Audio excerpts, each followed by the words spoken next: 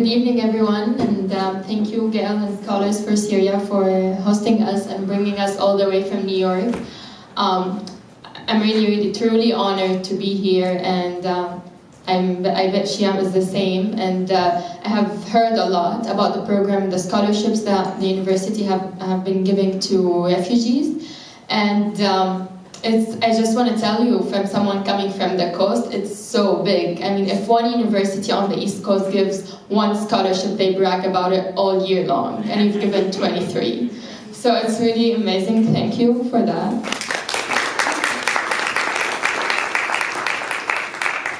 So, as it has been mentioned, I was born and raised in Syria, and I just came to the US by chance, summer 2013, late June. And I actually came originally for summer training, summer school, only for 6 weeks, as I was offered scholarship by one of the State Department programs on leadership, skills, and civic engagement. I arrived here late June, and then a week into my program, on July 2nd, 2013, I received a Facebook message from my sister telling me that our own father got kidnapped again for the third time by Assad thugs from our home and from our apartment in Damascus. And things had escalated in Syria in 2013. We're not like back in 2011, so that just meant that I could not go back.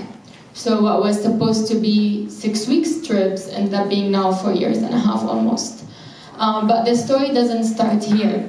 The story starts way back, I would say, since 1970, 71, when the father of the current so-called President Bashar al-Assad, Hafez al-Assad, came into power through military coup. And, so he came into power with no democratic elections or anything.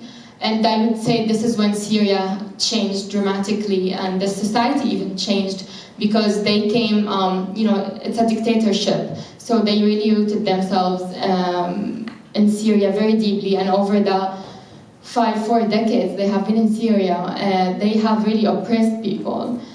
So there has been a lot of actually movements against the Assad regime, but they were very underground. And then some of you might know that in 1982 the events in Hama, province of Hama, started, and there was like similar uprising.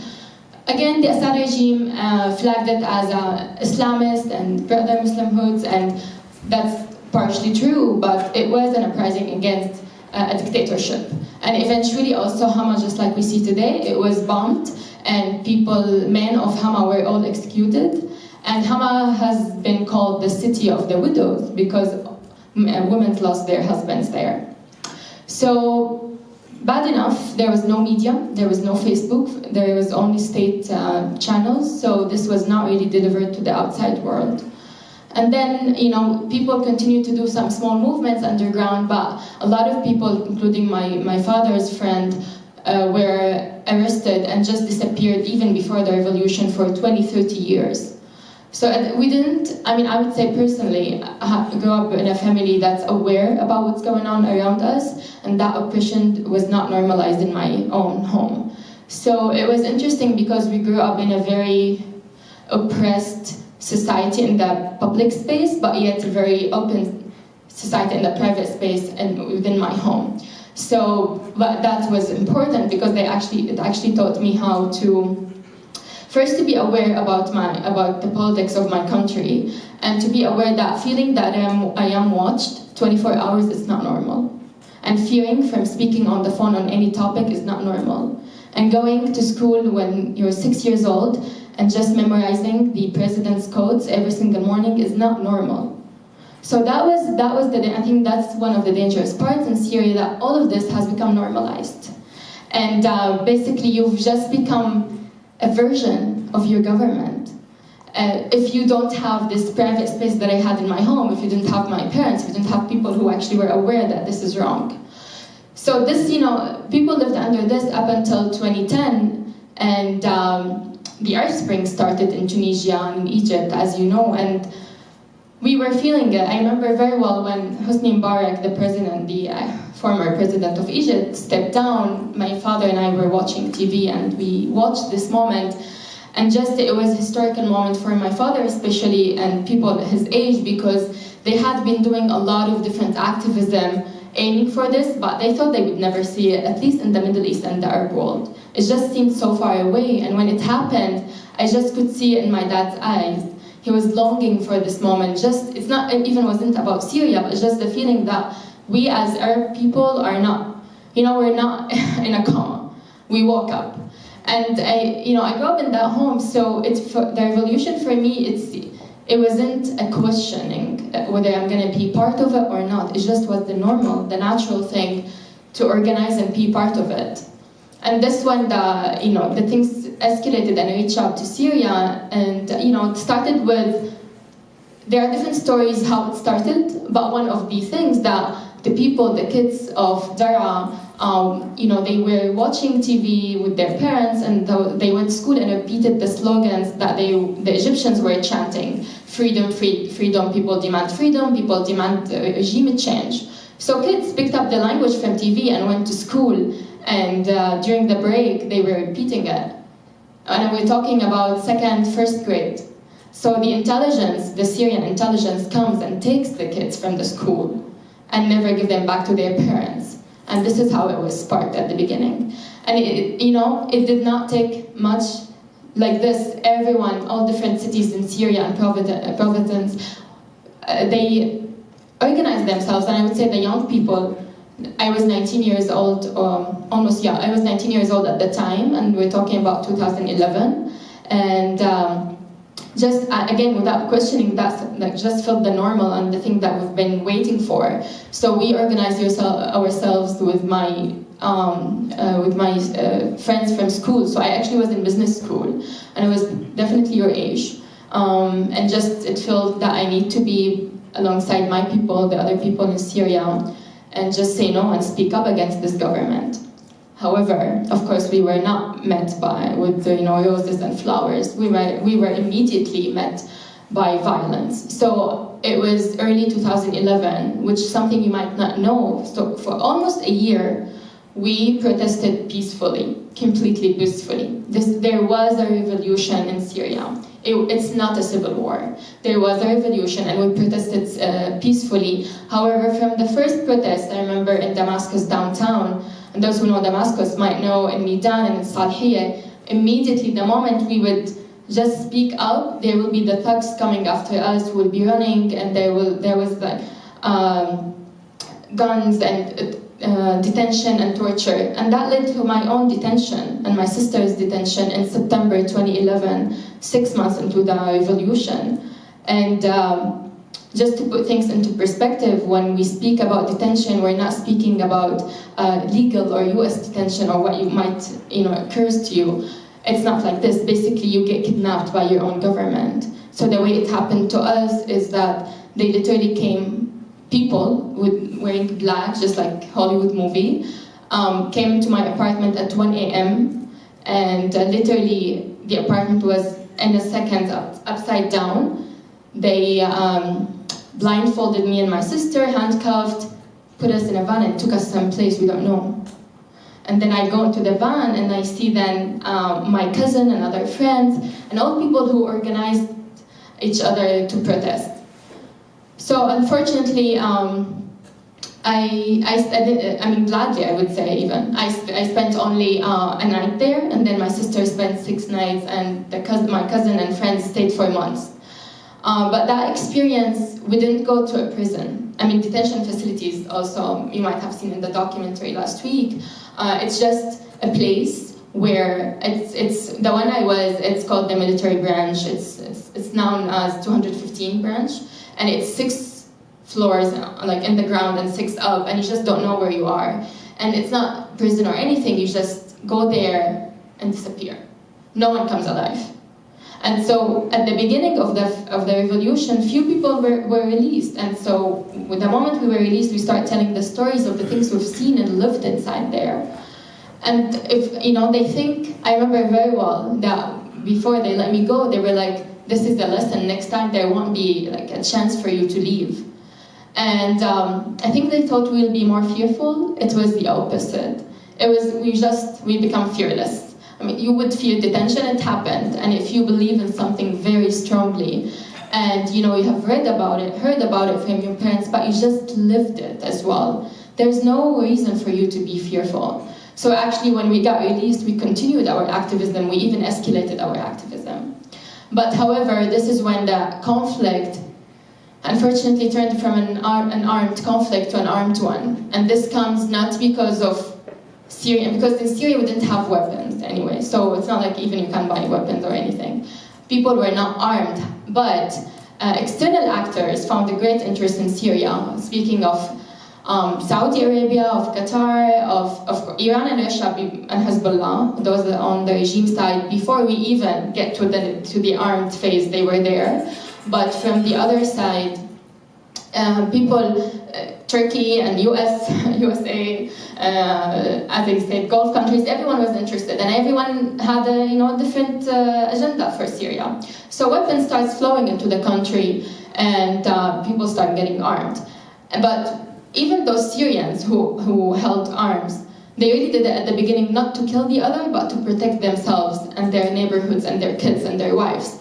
Because rape happened immediately, and the regime starts conquering neighborhoods, Hesta and Douma, those like suburbs in Damascus, immediately. So if you were them, you had no other choice. If you were gonna, protect your wife, you were gonna do it. You don't want to see them getting raped in front of your eyes.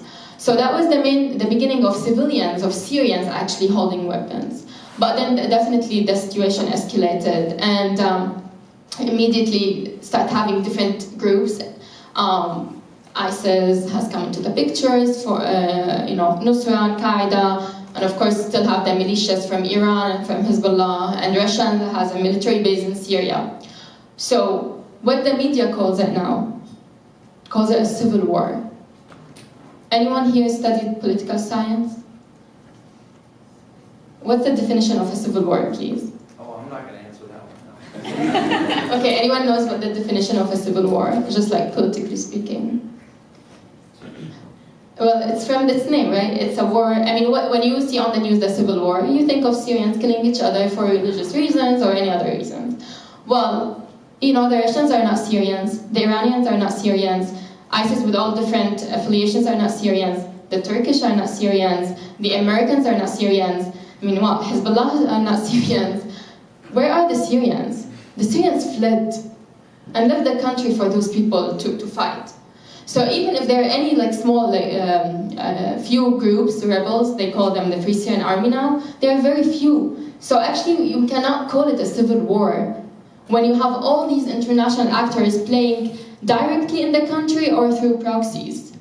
But the international community is very smart about it, and there is a reason why you only know it as a civil war. Because calling something a civil war just detaches the international community's responsibility from doing anything on this, and that means this country is a sovereign state, and we cannot intervene, and we cannot do anything. And for the UN, and for the people, even communities and just public, it's something that's far away, and people, it's like their own business. Whereas if you call it by its name, a proxy war or a world war, then the international community has to act. And the US has to act, and the UN has to act, and no one wants to act, and no one wants you to know what's going on anyway. So they call it a civil war. And that's a very important, I get pissed off every time I see in the media the Washington Post still calls it a civil war. And it's just for us to know this is not correct. It's not a civil war. It's just not a civil war. And what we have now is, the Security Council last week, as you know, the situation, speaking of that, the situation in eastern Ghouta, which is in Damascus suburbs, and in Idlib, and in Afrin, it's all different parts. So Afrin and Idlib, we're fighting with the Turks. So the Turkish army is actually the ones who are fighting against the Kurds. And then in eastern Ghouta, basically, they claim they are terrorists, but in eastern Ghouta there is around 400,000 people living in this small area, and maximum 3% of them are armed or rebel groups, and for these 3% who are not necessarily terrorists but armed people, they are killing the civilians. They are not even bombing where actually those people are. They are bombing field hospitals, they are bombing schools. And who are we fighting in eastern Ghouta? Who's killing and besieging people? The Russians. And then at the UN last week, discussing the ceasefire and the resolution, the Syrian regime has nothing to do there. The discussion was with the Russians. It's not about us anymore. So terminology matters. If we actually call it a world war, then the UN probably would intervene and do something. But they don't, and they will never call it by its name. And that's why labels matters. And that's why what's happening in Syria now, it's not the worst. The worst is yet to come. I mean, as a Syrian, I have no reason to see that this is the end or the situation is going to get any better. Maybe I'm pessimistic, but I mean, clearly for 7 years the situation didn't get any better. And of course, all of this as a root cause has led to the refugee crisis. And the international community would lie to you if they say that the refugee crisis was unprecedented. I mean, people started fleeing 2011. For so many people, especially in the West, the refugee crisis started when?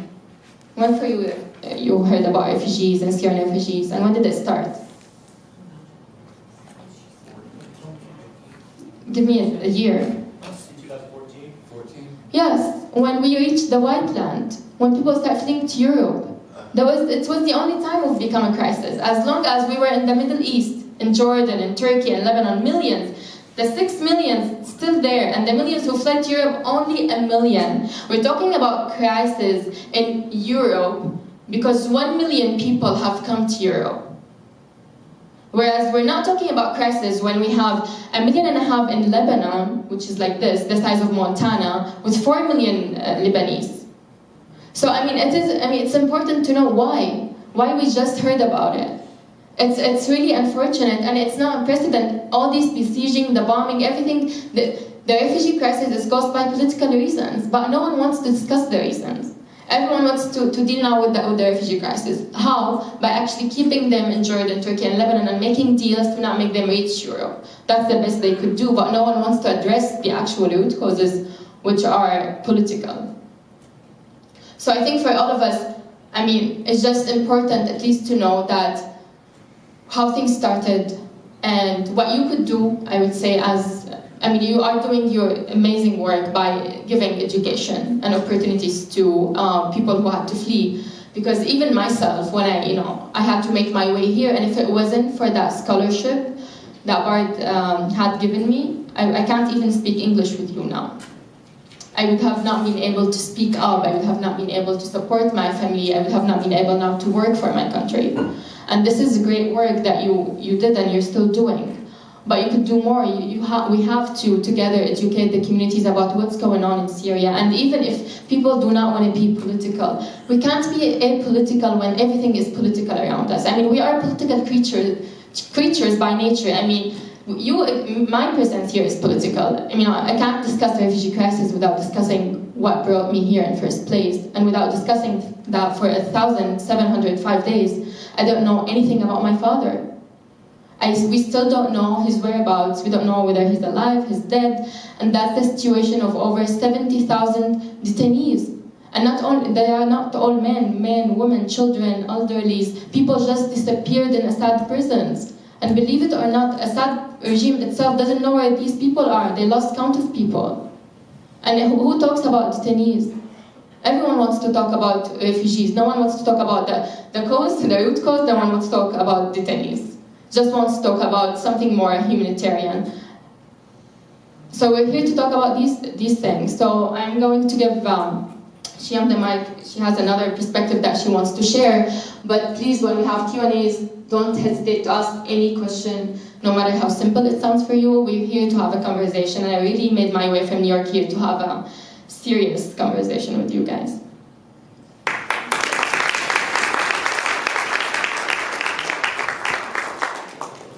Hello? Okay, this is working. So I just want to introduce myself. My name is Shiyam Galyon. I'm the Managing Director of Books Not Bombs. We are a staff of 2.5 people, and we work to create scholarships at universities for Syrian students displaced by conflict. Those scholarships look different depending on what the university can offer or do. But we work, I would say, with like 100, we're like all over the place, but I'm not joking when I say that we talk about the University of Evansville a lot. in New York and LA, because you guys are like the model community that we want all universities to do. We were actually talking to one university in California, and our student organizer pitched the idea, got a meeting with the president. I Skyped in to answer any of his questions, and he goes, if you bring a student on campus, how are you going to support them? And I said, well, we have one model, that there's this university called the University of Evansville. And he was like, Evansville? I know Evansville. So-and-so is over there. I'll just like ring him up. And I'm like, yeah. Yeah, let me tell you about Scholars for Syria. You know, they have this model set up, and I'm sure I could connect any faculty at your university who's interested in doing the same thing. So it is really awesome. I've been texting my folks in New York, like, oh my God, Evansville, their motto is E is for everyone. This is just amazing. Okay, so I am gonna talk about today like two aspects of what I do. There's like the official, the Books Not Bombs, that was like one movement, which I can talk about how that started, and I work for it. In my own capacity, I worked as a Syrian American activist with across like many different theaters. I'm from Houston, Texas. So a lot of the story, some of it will take place in Houston. I'm going to talk about understanding Syria through American eyes, because Senna just told you the Syrian story in the Syrian context. We as Americans have our own history and context of understanding the region, which interacts with this story and has produced, unfortunately, a lot of confusion. And a lot of argument and fighting amongst people who traditionally talk about Middle Eastern things. It's created some really upsetting pro-dictator rhetoric. So the picture that you're looking at now, I took this picture in front of the Russian ambassador's house in Washington, D.C. This was at a time when Eastern Ghouta, Eastern Aleppo was besieged, and Russia and Syria and Iran were attacking it heavily. I think this was November 2017, I believe. And so we were protesting, and this has happened a few times, when something just gets so bad. Like with Eastern Ghouta of this year, from January 1st to February 18th, according to Doctors Without Borders, about 180 people died, which is a lot. That's a lot of civilians to die. But then it became a crisis when, over the next 2 days, February 18th to February 20th, 250 people died. And so it's constantly a crisis, but then it becomes extra crisis, and then you have these flashpoints, and this is from one of the flashpoints. And what this person is doing, her name is Michaela. She has pictures from East Aleppo on her phone, and she's holding it up to the security camera outside of the Russian ambassador's house. And I think this picture really kind of gets at for the people who have been a part of this community and a part of this movement and who have been listening to this story, there's been like a real, just this desire to like make it stop. And I want to talk about some of the things that have contributed to people being pro-dictator and being pro-Russia, and I also want to talk about the things that we have been doing. Okay, let's go. So this is what I call competing narratives. So we, up until the Arab Spring, there were a few ways that we talked about the Middle East region in America. For a lot of people, they thought of the Middle East as this place with one giant conflict. And that one conflict was actually usually almost always Israel-Palestine. And so I think the idea that there actually are different conflicts with different contexts was for some reason, hard for people to come to terms with who had put themselves in this space and had been doing work for a long time.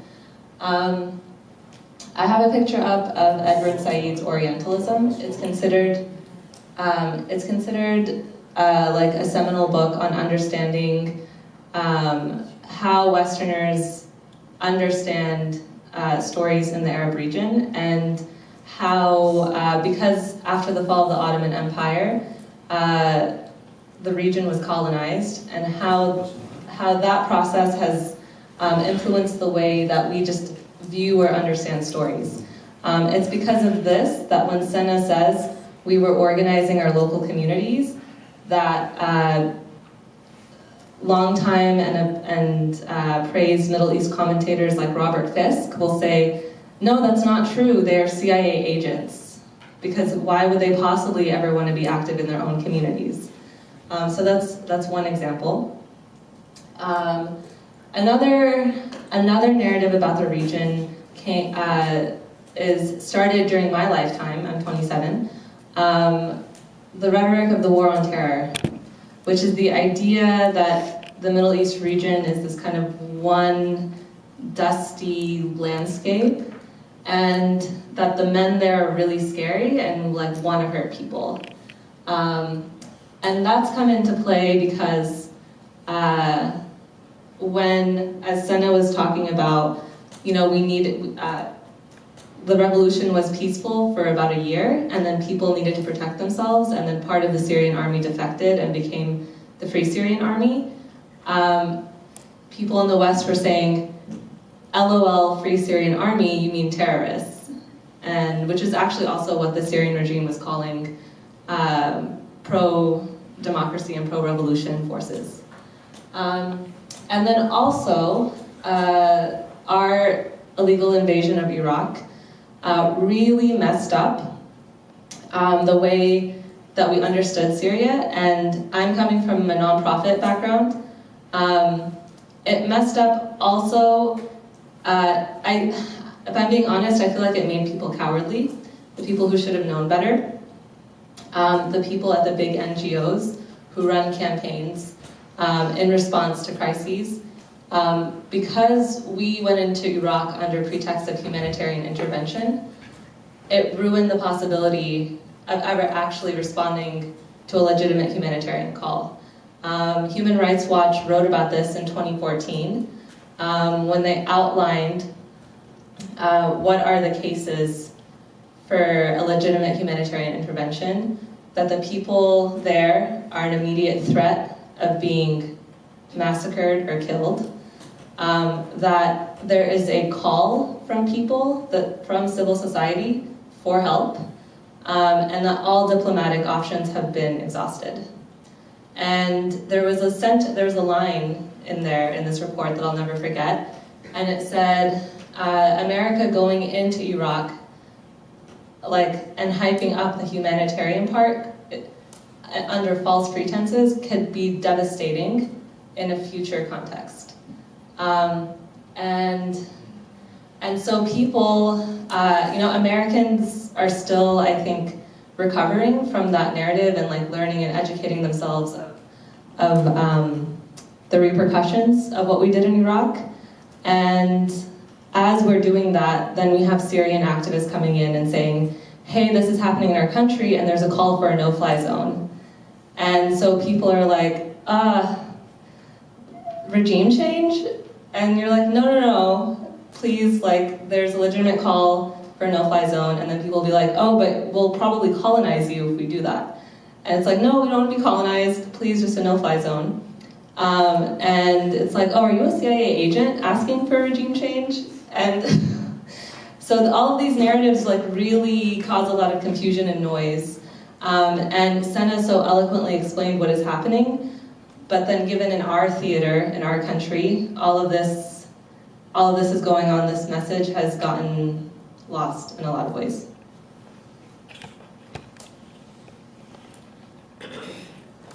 Okay, so American activism in response to Syria started under the Obama administration. This is kind of hard to talk about because everyone had high hopes. A lot of people in my community canvassed and worked on the Obama campaign. There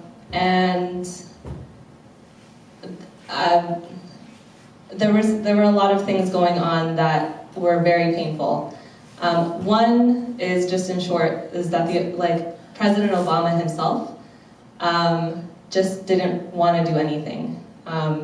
He might say things, he would say things like chemical weapons are a red line, or we support democratic protests, and so this idea, but he wouldn't do anything against the Assad regime. And that's important because even I just said, oh, Obama didn't do anything. The fact is he did. He did things against ISIS, but not against the Assad regime, and that's important to understand because the president before him, George Bush, his manifestation of the war on terror was to go after a state in response to a privately armed group's actions.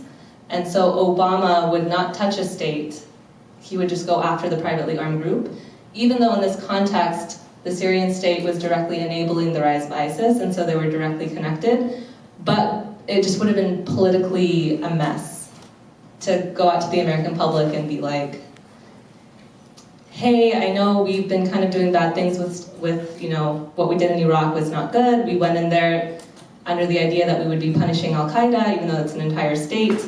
But in this case, in Syria, it does make sense, and just trust me on it, it just wouldn't have sold.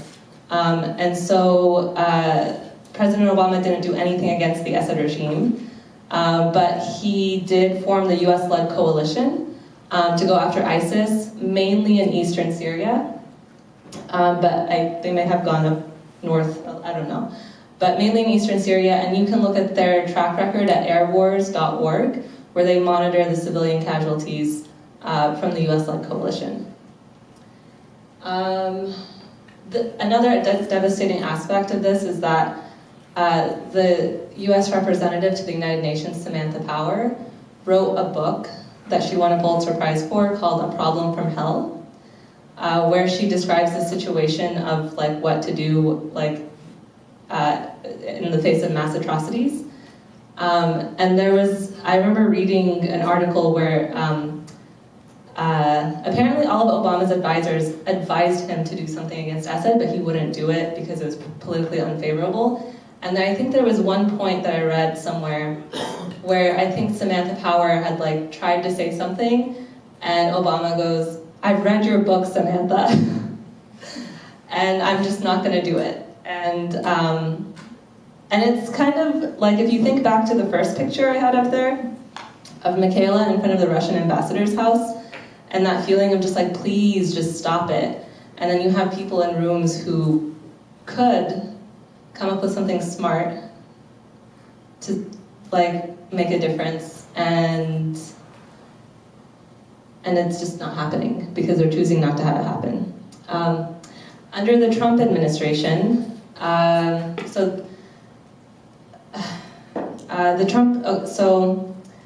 the biggest thing, there's two things that are going on under the Trump administration. One is that President Trump thinks Syrian refugees are terrorists and should not be resettled, but he's also really moved and sad when he sees images of Syrians being killed. So there's just a lot of mixed messages. The Muslim ban has been devastating to my community and the communities of Iranians, Sudanese people, Yemenis, Iraqis, the other 6 countries on the list. I think Iraq was taken off though. And the major thing that President Trump did was in response to, I believe it was a chemical attack. It was, do you remember the city? It was Saramim or... Yeah. It was in response to a chemical weapons attack. Trump comes out and he goes, "I saw the videos, it's really horrible, I'm gonna order a strike on the airport where the airplane had taken off and dropped the bombs on this area." And so we bombed the airport, no civilian casualties. The anti-war movement, which hasn't really been receptive to Syrian activists or Syrian voices, is upset. They come out and they protest this American war on Syria, the sovereign state of Syria. And then the next day, the Syrian government uses the airport to continue bombing people. And that was it. And so the way that I personally read it is that President Trump likes to do what Obama didn't do. And so because Obama wouldn't directly attack the Syrian state, he did attack it, but not in a meaningful way. It was more of like a slap on the wrist, and there were really no repercussions because the airport was used the next day anyway to continue bombing people. Now the American anti-war movement, it's really good to be anti-war, but when you're anti-war, you really have to listen to the people who are affected. Syrians were also we noticed, I remember, that there was really no movement against like the US-led coalition's civilian casualties. I mean, thousands of civilians have been killed in the US-led coalition's war on terror that's included Syria. But if the state is attacked, that kind of triggers something that makes us all think about Iraq, and everybody starts making Iraq references. And so that's where that emotion comes from.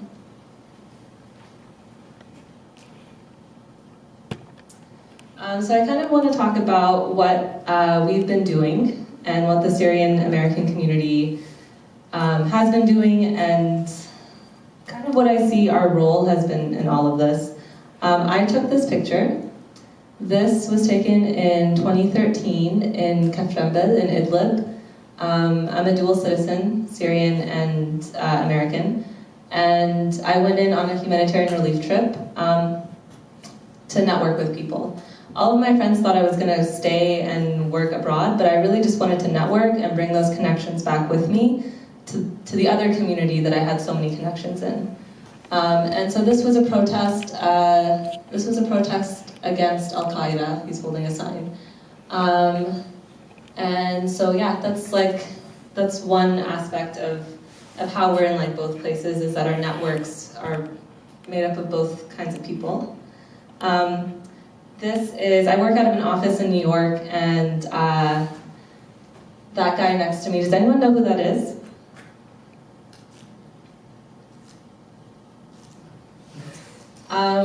He just walks in and we're sharing a coffee in this office, and like nobody really knows who's in the office, and then he leaves.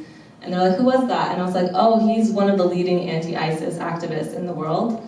That's Abdelaziz al-Hamza of the media activist group Raqqa is being slaughtered silently. And they won like a ton of awards, very well known. And ISIS hates them because they report on their human rights abuses and their crimes, and yeah. I took this picture. This was taken in Houston. At the time, I was president of the Houston chapter of the Syrian American Council, and one of the things that we did was we took Syrian American constituents to meet their representatives. And so the woman in the hijab was with the Syrian American Council, so we worked on this together. And those two sisters, they went to go meet their representative, Representative Michael McCall. Michael McCall, in the beginning of 2014, at the time he was the chair of the House Committee on Homeland Security, he started saying that the refugee resettlement process is not safe, it's not secure. We don't know who these people are. Resettling Syrians is akin to a jihadi pipeline. And he did the media rounds, and he started saying this. And so we're like, oh, no. And so we found constituents, we took them to speak with his office. Of course, he never really got back to us, and he didn't really care to know what we had to say.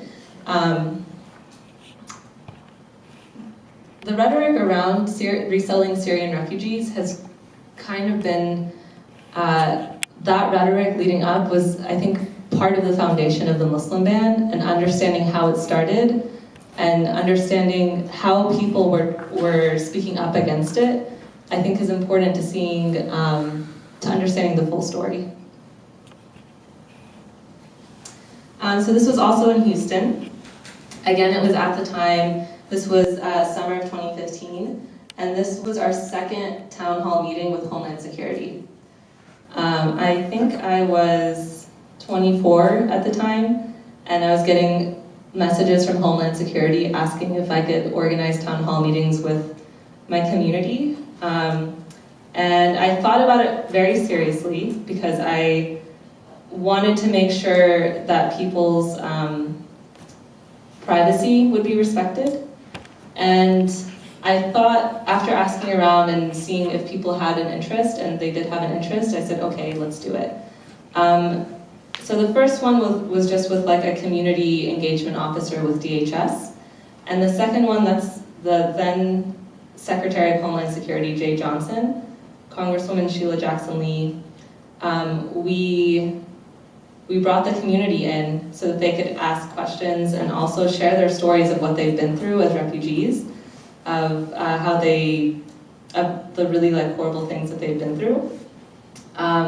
And part of the rhetoric of like resettling Syrians is like, how will they get integrated? Do we know who they are? Like where? And yeah, we've always been there. The resettlement agencies would call us and they would, like, I remember they would just ask for feedback, like, what are you guys doing? And we'd say, oh, we're doing this. Like, we're actually doing a lot, we're here. And so when people go on like the Fox News talking circuit and say, we just don't know anything, I'm like, actually, this is the full story. And so, yeah, this was a protest that we did. A lot of members of the Houston community came out. I think that's the last slide. I think closing remarks, I really see the thing that like people who have been working on Syria and Syrians and Syrian Americans, the thing that we can contribute the most is a decolonized way of understanding internationalism and being internationalists.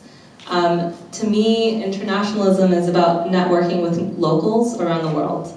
And that's what I love the most, and getting to know locals. And when Sen and I were talking, and I was like, this is what I want to talk about, and then the question came up, like, well, how can you tell the difference between someone who's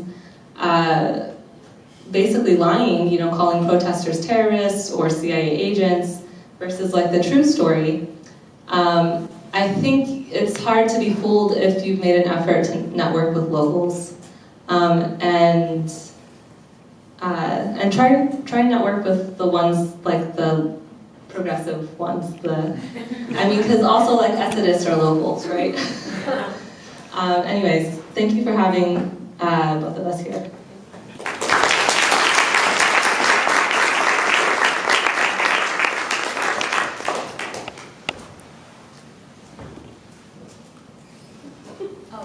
Are you starting the questions? Yeah. Okay. Oh. Yeah, I read your book and I really did like it. I picked it up last week. But my question is, especially when you refer to it as a proxy war, what's the goal of these countries that are involved? Is it oil or what's There's no oil in Syria, really. Oh, okay. No. Then what's the You know, goal?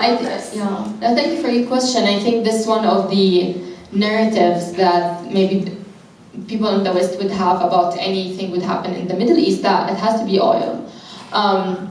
Well, it's not, because Syria doesn't have significant amount of oil, but it's very geostrategic, so it's very geopolitical. Each country, each actor, external actor, has a different interest. So I would give you a few examples. For example, Turkey, the Kurds, because the Kurds are in Syria, they have a very long history with Turkey, and the Kurds are asking for their independency, and that Turkey doesn't want the Kurds to have a state because that's a long fight, so they don't want this to happen. So they have a stake there. Russia, well, we provided them with the first military base in the Mediterranean, And Russia after the Cold War has been sidelined, and now Russia is coming back to the international community sphere as an important player because of Syria, because everyone wants to talk with them about Syria because now they control Syria.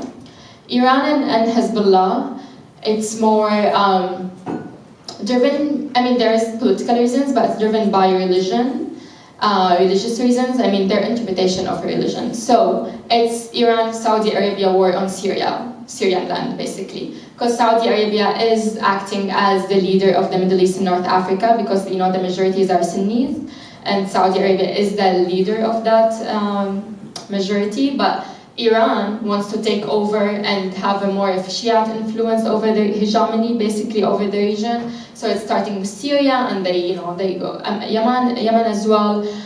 So basically, Saudi having a proxy war with Iran on Syria land and Yemen land. Whereas for who would we say the Gulf countries. So now Qatar and Saudi Arabia support different groups in Syria because they don't like each other anymore. So basically, it's also the fear of, first there is a fear of who's gonna come next in Syria, and they want specific people in power. So there's this is really what comes just off the top of my head. But of course, there's deeper even reasons. But it's very geopolitically driven, and there is political interest because Syria, if you think of it, has a very strategic location as well. So we are neighboring with Israel. That's important. That's very important for Israel's security. Because if Iran is in Syria, and Iran, that means if they actually take over Syria, that would threaten the Israeli state security. So that's a reason for some actors to be involved as well. And we're neighbors with Iraq, Turkey, and Lebanon, and they're all hot zones, and there's a lot of geopolitical issues there. So it's very important for the international actors who is in Syria and what the situation is like. So is it a fear that if the U.S. went after more heavily in there, that then Russia and U.S. would directly be fighting? Well, yes, that's one of the that's one of the fears. That actually last week there was the U.S. led air coalition, maybe by mistake, maybe not, but they hit a Russian mercenary, and they had killed Russians. But those mercenaries are not, the Russian army, so they're not the official ones, but they are Russian mercenaries, right? But they are not really talking about it because that could lead to a direct war between Russia and US, and we can see from the Cold War they really do not want to go to in a direct war. So that's one of the reasons too. Yes. Well, first of all, it is my understanding that oil is involved, because while Syria may not have oil reserves itself, I believe there are competing oil pipeline proposals, one coming from Iran and one coming from Saudi Arabia. And so the American-Saudi interest was to have their pipeline, and the Russian-Iranian interest was to have their pipeline. So that might play into many of these proxy factors. But for Sana, is that right? Yes. I agree with a lot of what you said. I was pleasantly surprised. But the one question I have is what you said about East Ghouta. I'm probably not pronouncing any of this stuff right. But you were saying that there's 30% of the, what's that? 3% of the occupants there are jihadi terrorists. Not jihadis, armed groups. Okay. There are different affiliations within these 3%. Sure. But what interest does the government have in bombing civilians or hospitals? Why wouldn't they be attacking the armed groups or the jihadi groups that you have said are in Syria, Al-Nusra and ISIS and these kind of folks? That just doesn't seem to make sense. Yeah, it doesn't make sense to anyone. Why would the government use a chemical weapon on its own people? However, right? It's been proved 15 times by evidence that the Assad regime has used chemical weapons on civilians. Which time are you thinking of there? I'm thinking of 2013, August 21st. I'm thinking of last week after the resolution, they used the chlorine gas. I'm thinking of Idlib and of Aleppo. And unfortunately, what happened in Aleppo, you can see happening now, besieging people, starving people, and then forcing them to leave demographically. So there's a game there. Of course, they want to force civilians out of these areas to take these territories back. Sure. I'm just not What's hard to sure, understand? because I think that Jim Mattis recently said, the U.S. Secretary of Defense, that we have no evidence that the Assad government actually used these chemical weapons.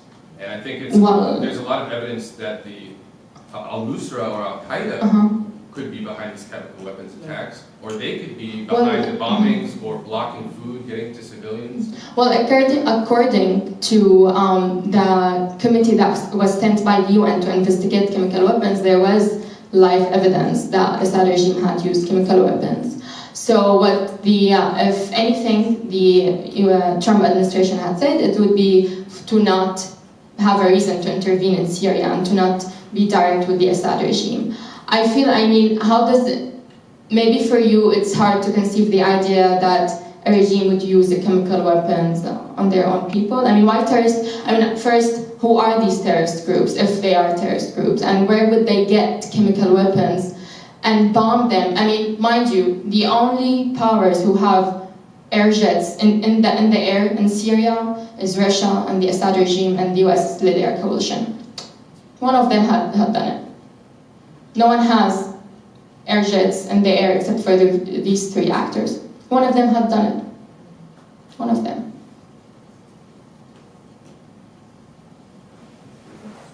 Is this an attempt to depopulate the area so that Assad can repopulate with Alawites? Is it somewhat religious? What is going on? Is that a possibility? Yes, that's a possibility, of course. I mean, has been demographic changes in Syria. I mean, what happened in Aleppo, the scenario is that they besieged people, they starved people, and now people were forced out of their own homes and had smuggled to Turkey, and those homes were taken over other people.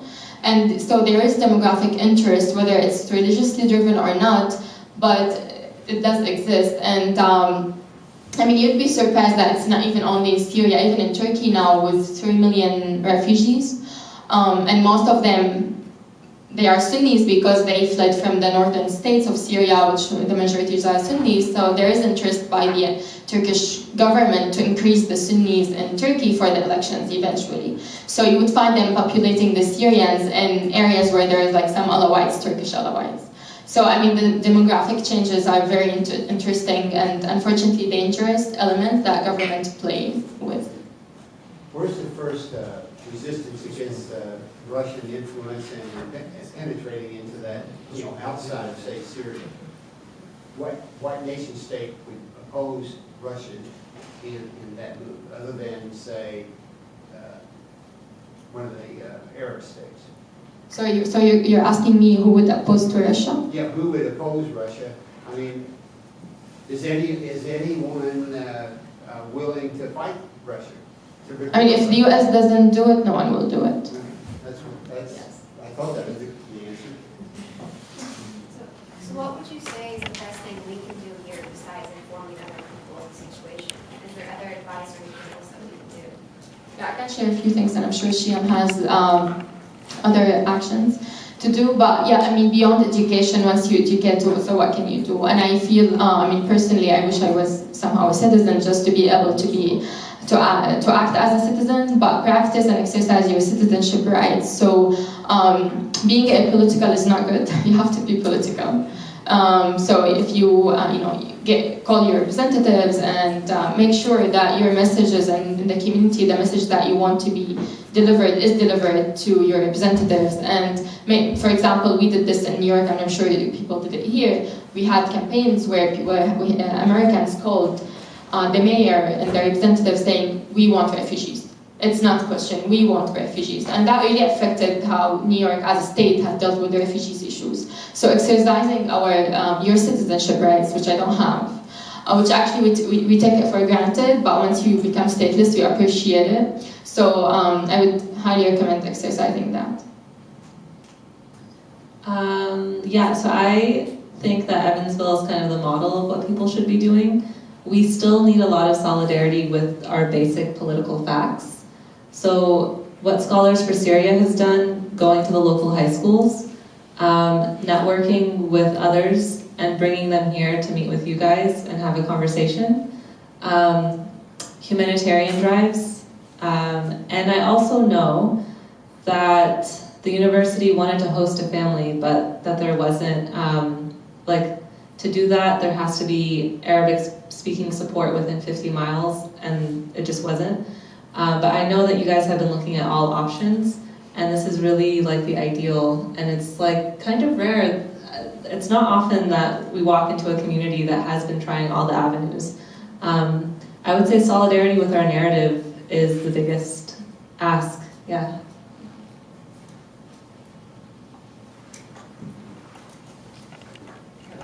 Okay, I've heard sometimes people who are concerned about climate change saying that there was a drought that actually led to part of the issues. Is that true? Is that Yeah, that's part of the narrative, and I definitely think that the frustration of people was driven by so many reasons. The Syrian peoples, when the revolution started, and some political reasons, but definitely economic reasons. So, economy in Syria is really centered in the hands of like 5-6 figures, and they're all within the regime family. So everyone else worked for these people.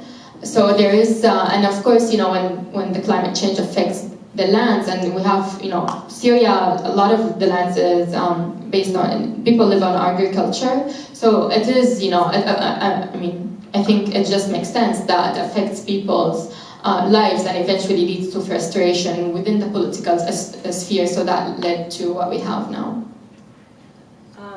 I actually have done a lot of research on this. Thank you for asking this question. Background in evolutionary biology. I wanted to go into environmentalism. But so a lot of things were happening at the time of the drought that happened right before the Arab Spring.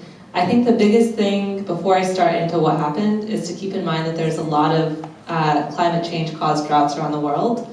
There was one in California for a long time, but a civil war didn't happen there. And that's because droughts with poor management of resources leads to civil unrest. In the conversation around climate change, there's been this like, we're going to have more conflict because of it. There's a flip side, which is talked about less, which is climate change could lead to more cooperation because we need to share resources if we're going to manage them correctly. And so in the Syrian context, the resources and just the policies were horrible. At the time of the drought, the government pulled subsidies on some of the things that were helping farmers.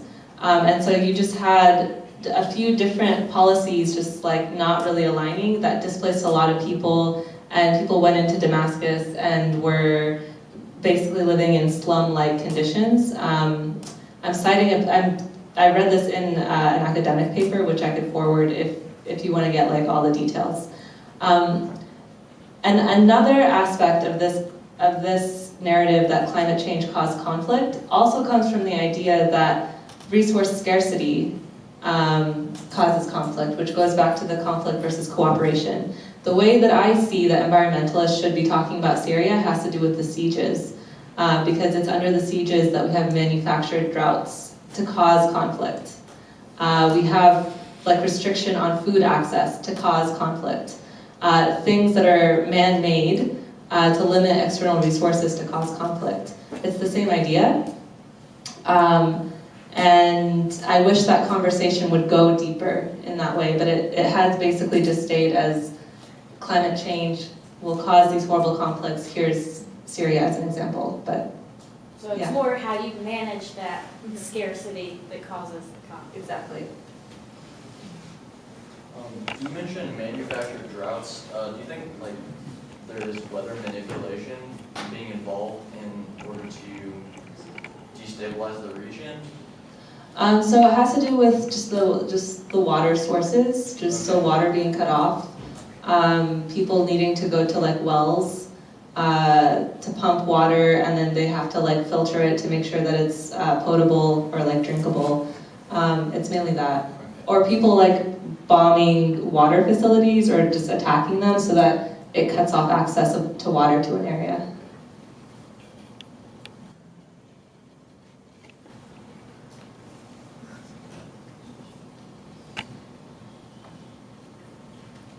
Do you think true change within Syria will have to be absolute removal of the Assad family and potentially Russian involvement? I just know, historically, Russia had influence in several nations in the Middle East. The United States has been able to maneuver in, Egypt being one of them, Saudi Arabia, so forth.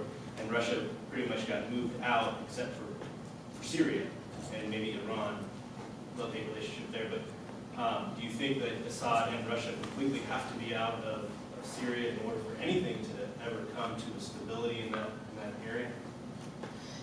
I think every single actor committed war crimes has to be out of Syria for Syria to move forward. And the Assad regime, I mean, even from the opposition side, every single affiliation that committed war crimes, and you would be surprised how much things are documented. Thanks to technology, every single thing until now is documented. So I definitely think, removing Shah and the Assad regime and still having Iran or Turkey or Saudi Arabia is not what we want either. We want the autonomy of the Syrian people to rule over Syria, and we want every single Syrian or foreigner committed war crimes to be taken accountable to that, and that would be the only way that actually Syria could heal, in my opinion. Would that be through UN intervention? UN intervention? They're not doing that at all.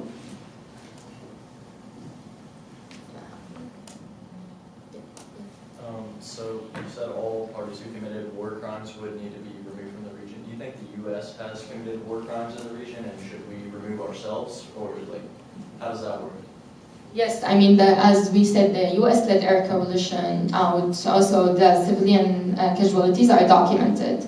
So there has been thousands of civilians killed intentionally or unintentionally by the US-led air coalition, and that's also documented. So definitely, I don't think we are looking to any other. I mean, that's what people think, that they say, also, do you want US to intervene in your country, or do you want other countries to intervene and better the conditions? No, this is not what we want. We want to be politically and diplomatically really supported, meaningful political and diplomatic processes that would actually lead Syria to be independent. But what we see now is just playing. And at the end, as long as we have Russia and China and the P5, the permanent representative at the Security Council, nothing is going to change. So the UN would not be able to make. So do you think the 5 Ps would actually approve that the UN takes any step in Syria to kick out 2 of the 5 Ps in Syria? It's just not going to happen. So that's why they're actually, I mean, people say that's crazy, but unless a miracle happens or a reform within the UN system happens, there won't be an international solution on Syria, but a good solution, fair solution. Whereas there could be a solution now on Syria, but it would be to compromise people, and to compromise the revolution, and compromise everything that had happened, and just literally make peace with Assad. And unfortunately, that could be one of the scenarios.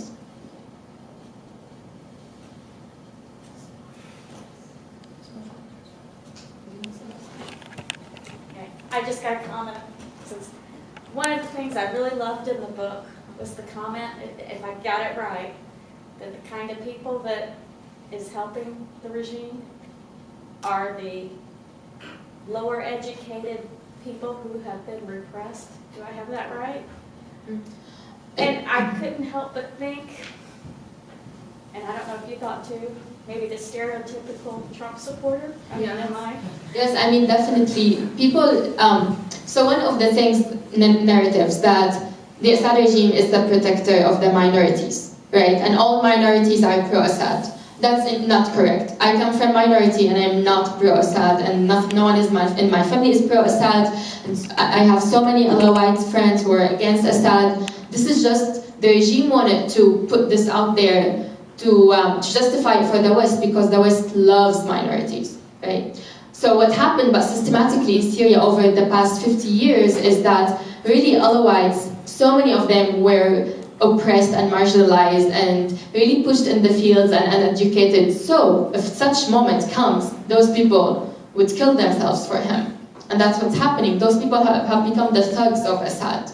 And whereas you would find few figures of the Alawite communities are in the senior positions, but also you would find Sunnis in senior positions. And they made deals with traders in Aleppo and Damascus, and you would find a lot of those who have big economy, Sunnis have traders have big economy in Damascus. They make friends with the Assad because of the mutual interest of keeping the economy going.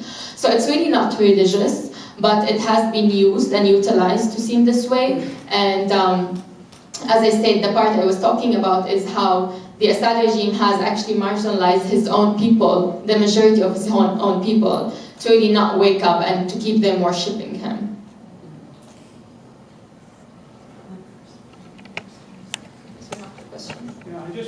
I guess I want to introduce a kind of note of skepticism here for a minute. I mean, Please. Sometimes we get to talk about situations like this that are so complicated, and we focus on, oh, we have to get rid of the Assad regime, or we have to get rid of the Shah, or we have to get rid of Saddam Hussein, but we don't think beyond that. And that creates a lot of problems. I mean, that's created problems in Iran, it's created problems in Iraq, and I suspect it would happen in Syria as well. I mean, it's just kind of a precautionary note that we need to think beyond just getting rid of the bad guy, you know? There's a lot more to be done. Yeah, so what would you suggest? If I had the answer, Seriously. I would probably not be sitting here. Yes, I respond to this. Someplace with a better suit on. So I think the interesting thing about that is nobody wants for something like the Shah or Gaddafi or whoever to be removed and then a state to fall into chaos. And myself, and I know Senna knows about this, we're active in Syrian politics. And so there is, for example, the women's political movement and people like in Geneva, and you would have to do it with Syrians. We're not asking for anyone to remove anyone without us, like having our own structures. And like there's a ton of people who wake up every day and that's all they do is try and to keep that structure alive.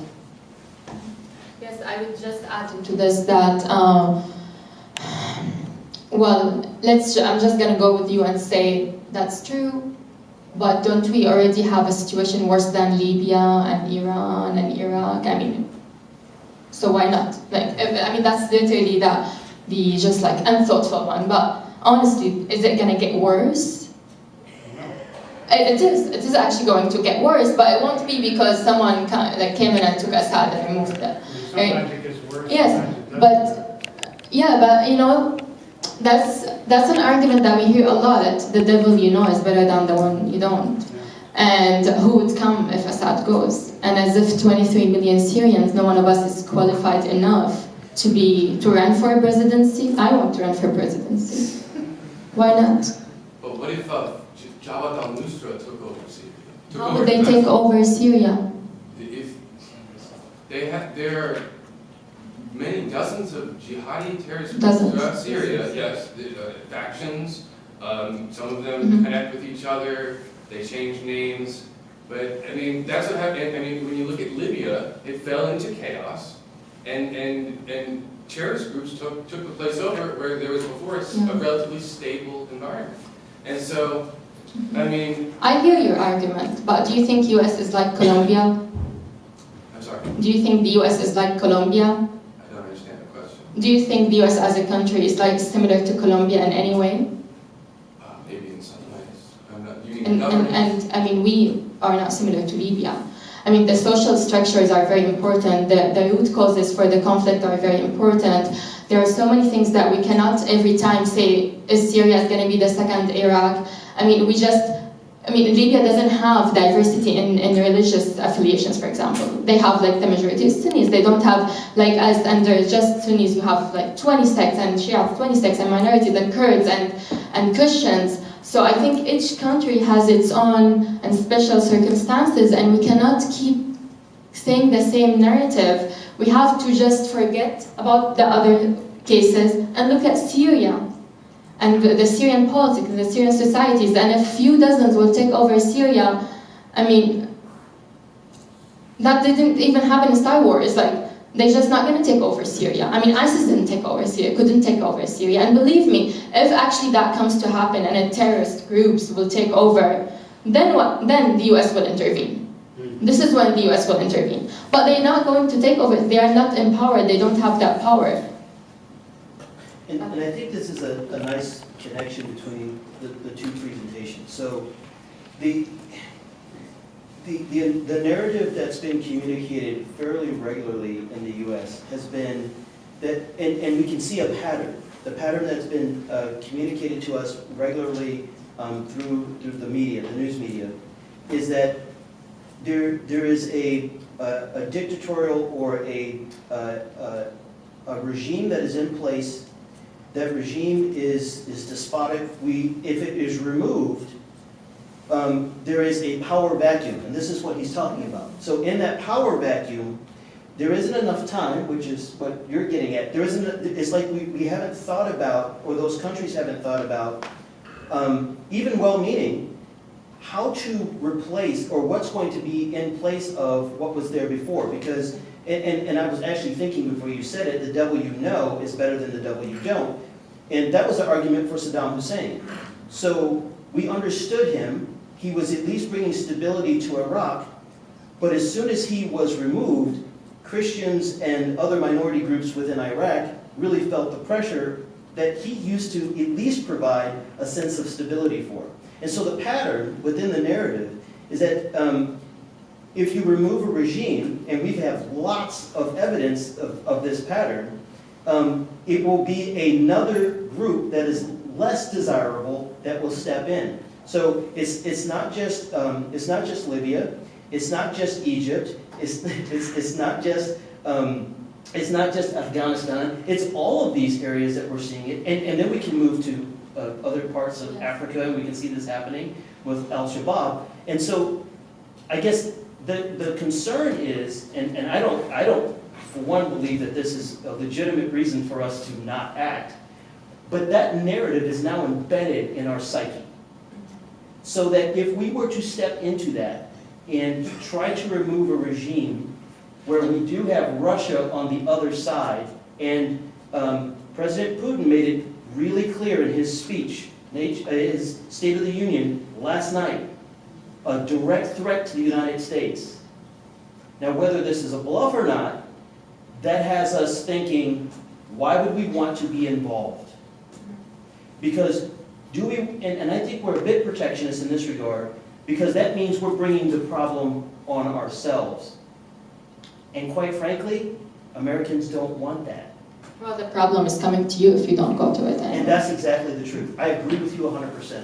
But I'm going to give you the last, because I think we don't have enough time. But first, I mean, for both of you, I know how much you know about the current peace talks. But for the questions about if Assad gets removed, who comes next, and what's the process is like, actually, this is very outlined in a resolution that's Russia signed on, and it's 2254. Just look it up online. And the resolution explains exactly the transitional government that would include people from the regime who did not commit war crimes. So it would include Assad supporters and opposition and different groups, and that would be a transitional government. And it explains the document and the resolution explains in details. It goes into details about this process. So if you would think that we didn't think about this, and actually we have not been working on this, this exists, and we've been working on this for a long time, and it even talks about the constitution, about the elections, etc. And also there is a sophisticated Syrian civil society that have been working on Syria politically and on the humanitarian aspect now for 8 years, and they are inside Syria and outside Syria. So we have people who are actually now getting prepared for that moment. The last thing I would say is, I mean, when you talk about involvement, it doesn't have to be, what we're asking for is not for the US to actually, go in tanks and, attack the palace and take Assad and go like they did with Saddam Hussein. That's not what we're asking for. What we're asking for is a more of a serious let's say, political process. And just for the sake of the Iraqi people, well, you might call it stability that what Saddam Hussein was providing, but it was on the expense of the blood of the Kurds, of other groups. He committed massacres. So, you know, it's a question of morality, I guess. Yes. We have last one. Well, I was going to say, I think some of this is in the context of living under oppression for so long. It's hard for Americans to visualize that. We can see it from the outside, we can watch movies all day long. But I think once you've been in that, you desire to be free, to have freedoms. You see other people. You've come to the States, you see how it is. We have a Saudi friend who he loves it here in the United States because of the freedoms that he has to be able to express himself. When you don't have that and you want that, there's hope. And so regardless of what institution takes over, the hope that you have a better nation is what I think drives this. I think we have a lot of Egyptian friends who spent time in Egypt, and that whole thing with Hosni Mubarak being removed and the people wanting better school systems, better hospital systems, more work, all these other things, that was a good desire. I think the problem was those governments oppressed the people so much that they were so fearful of ever looking into political options and trying to organize that the underground movements like the Muslim Brotherhood or like the Al-Qaeda, Nusra, and all those were organized so they were well better equipped when something happened and fell than the regular civilians who were like, well, we could never do that or we would be detained. We would be hidden away forever. So I think if the people actually had an opportunity to actually organize, then I think something good could come of it, because there's always hope. We were deterred by so many actors, that's why. Just leave the last word to Shia. Thank you for having us both.